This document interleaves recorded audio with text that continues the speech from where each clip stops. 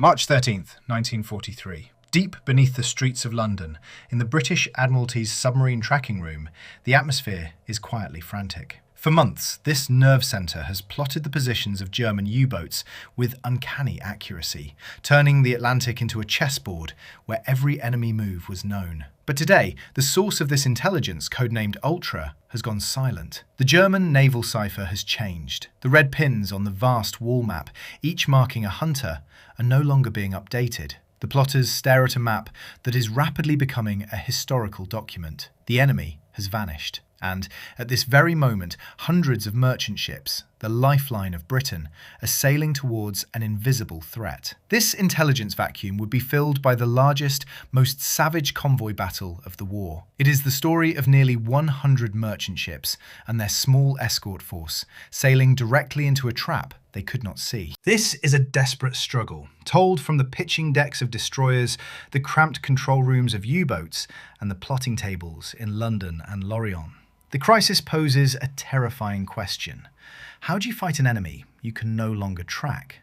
What is the price of a few days of blindness when the fate of the war rests on the cargo in your holds? To find the answer, one must first grasp the brutal arithmetic of the war in the Atlantic in the spring of 1943. By early 1943, the Battle of the Atlantic had become a cold, brutal war of numbers. On one side of the ledger, American industrial might. In shipyards from California to Maine, Henry Kaiser's assembly lines were launching Liberty ships at a staggering rate, a new vessel hitting the water every few days. This was the Allied logistical miracle, a torrent of steel carrying everything from fuel and food to tanks and troops. On the other side of the ledger, Admiral Karl Dönitz, commander of Germany's U-boat fleet. From his headquarters in Lorient, he waged a war of attrition with chilling efficiency.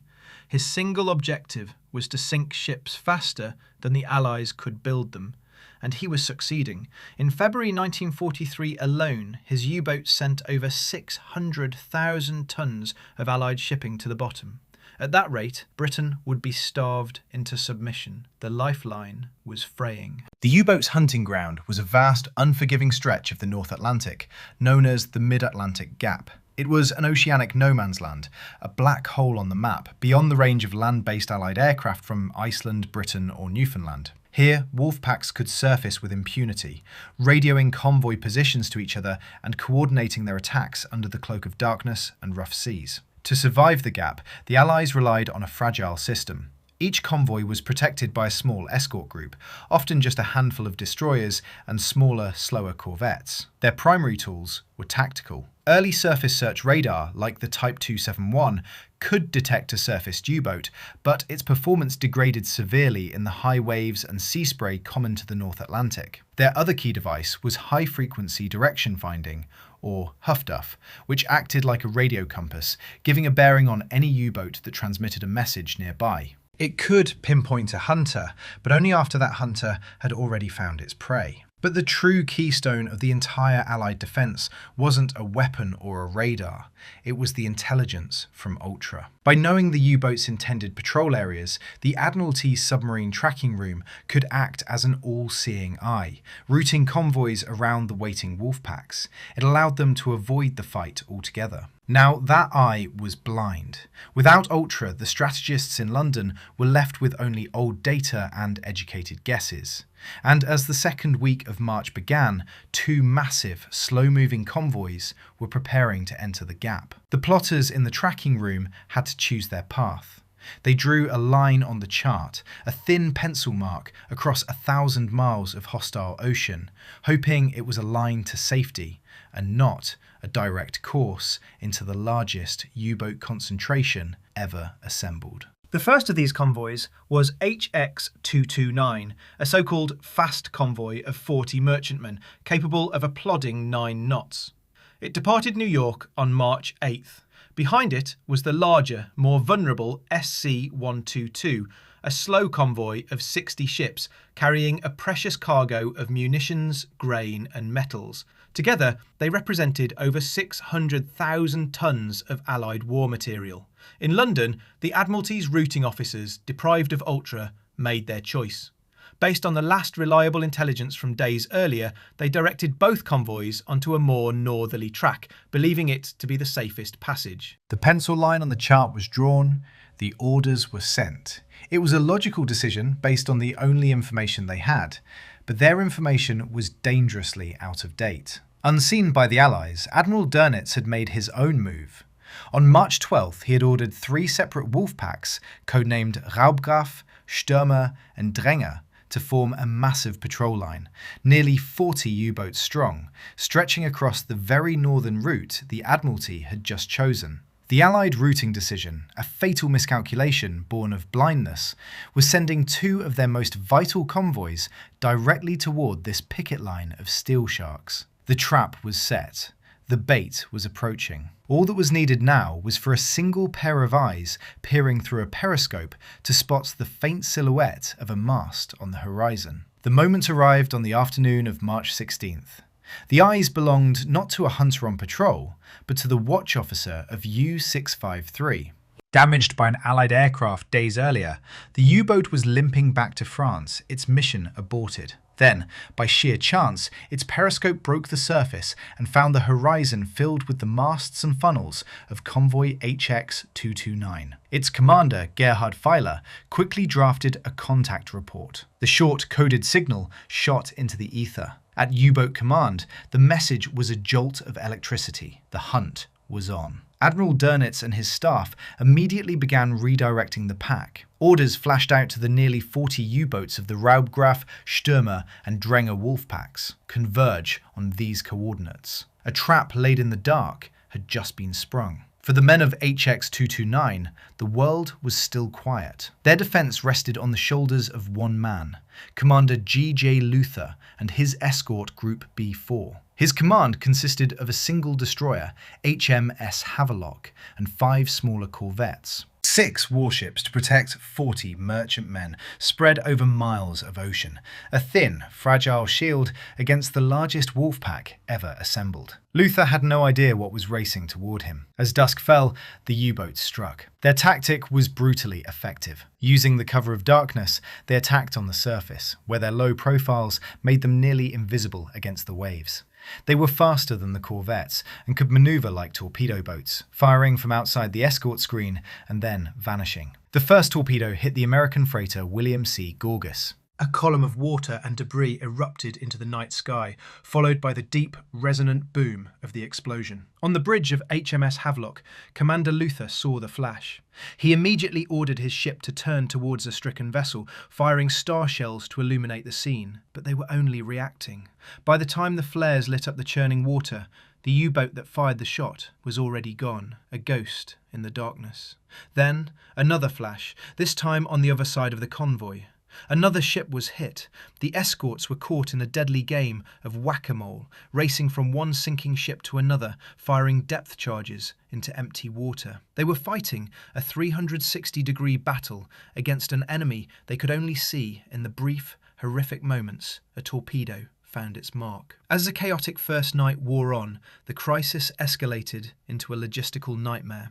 The faster convoy, HX 229, had been steadily closing the distance on the slower convoy ahead of it, SC 122. Now, in the midst of the U-boat assault, the 2 convoys began to merge. What had been 2 distinct formations became a single, sprawling, disorganized mass of nearly 100 merchant ships and a dozen escorts. Defensive plans collapsed. Ships from one convoy found themselves intermingled with the other. Escort commanders from 2 different groups, B4 and B5, struggled to coordinate their actions over the radio, while U-boats pressed their attacks. For the Wolfpack commanders, it was a target-rich environment beyond their wildest dreams. The sheer density of ships meant a torpedo fired into the mass was almost guaranteed to hit something. The battle had devolved into a confused, desperate melee. Miles away in Lorient, Admiral Dönitz's war diary for March 17th recorded pure triumph. He noted the constant stream of contact and sinking reports. He wrote of a great success and praised his commanders for their tenacious pursuit. The tonnage war, from his perspective, was being won in decisive fashion. The numbers scrolling across his ledgers were staggering, but other, more troubling reports were trickling in. U-boat captains, while reporting their kills, also spoke of unexpectedly aggressive escorts. They mentioned being detected by radar, forced to crash dive, and relentlessly hunted with depth charges that exploded uncomfortably close. U-435 reported being held down for hours. U-603 was heavily damaged. This wasn't the easy turkey shoot they had anticipated. The Allied escorts, though outnumbered and strategically blind, were fighting back with a surprising, desperate ferocity. They were exacting a price for every ship sunk. For the next 2 days and nights, the battle raged without pause. The human cost mounted on both sides. On the Allied escort vessels, crews operated on raw adrenaline. Sleep was a forgotten luxury. Many officers and lookouts remained at their posts for over 48, then 72 hours, their eyes raw from staring into the darkness and freezing spray. For the merchant sailors, the experience was a series of brutal shocks. The sudden, violent impact of a torpedo, the screech of tortured metal, the frantic scramble for lifeboats as their ship listed into the icy Atlantic. The survivors, huddling together in open boats, could only watch as the battle moved on, their own fate uncertain. The attacks were relentless.